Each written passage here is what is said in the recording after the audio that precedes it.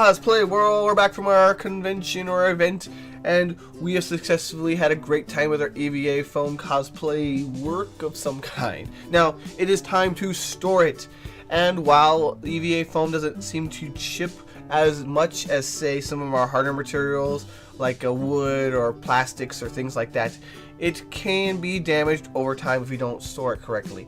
I definitely don't leave my EVA foam works folded. They tend to crease much more easily, and then I have to go in with a heat gun and remove that crease if I can.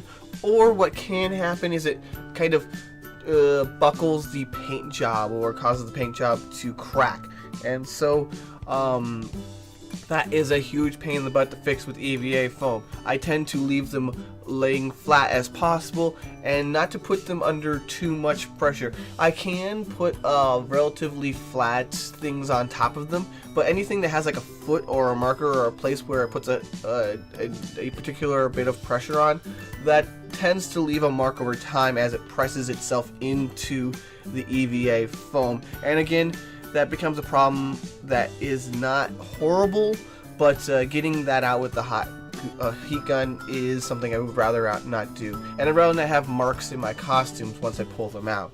The EVA foam can be kind of marred up if it's on something abrasive, so I don't leave it on something that if I pull it out it rips, and otherwise I think that's pretty good.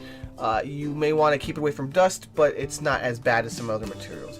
Hope this helps you. Good times to all. Hit that sub button for more cosplay tutorials, con coverage, and general cosplay madness.